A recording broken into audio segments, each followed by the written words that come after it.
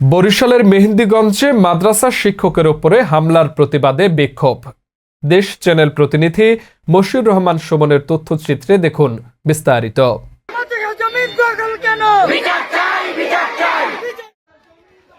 বরিশালের মেহেন্দিগঞ্জ উপজেলার পাতারহাট সিনিয়র মাদ্রাসার এক শিক্ষকের ওপর হামলার ঘটনা ঘটেছে। জমি জমা সংক্রান্ত বিষয় নিয়ে এমন হামলার ঘটনা ঘটেছে। এসব হামলাকারী মাদ্রাসার রুমে ঢুকে শিক্ষকের ওপর হামলা চালায় এবং আসবাবপত্র ভাঙচুর করে। এদিকে হামলাকারীর বিচারের দাবিতে বিক্ষোভ করে মাদ্রাসার শিক্ষার্থীরা এবং দ্রুত বিচারের দাবি জানায় তারা।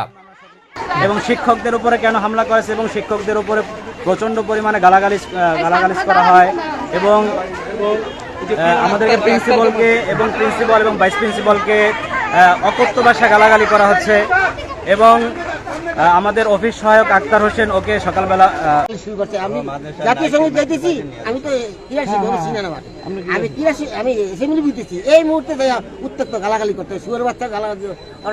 এবং সমস্যার সবচেয়ে এখন প্রতিষ্ঠানে আমরা চাকরি করি, তো এখন শিক্ষকদেরকে গালিগালাজ করে প্রতিদিন গালিগালাজ স্থানীয় লোকজন অ্যাসেম্বলি চলে মাঝখান দিয়ে হাঁটতে দেবে, ছেলেদের ছেলে হাঁটতে দেবে, কিছু বলা যাবে না। ওই আজকে আসছে ওই একটা ছেলে আছে ওই ষষ্ঠ শ্রেণীর মেয়েরা বসা, সেখানে ওই সব দরজাগুলো পিটাইতেছে, এবারে আবার এক কর্মচারী গায়ে হাত দিয়েছে, আক্তারকে মারছে। এই বিষয়টা ছাত্রীদের উপরে হামলা করছে, তারপরে হইলো প্রিন্সিপালকে দাউনিয়া লড়াইছে আর কি, দাউনিয়া আসছে প্রিন্সিপালকে মারার জন্য। তারপর পাতার মানুষের যে ছাত্ররা আছে কিনা চলাকালীন সময়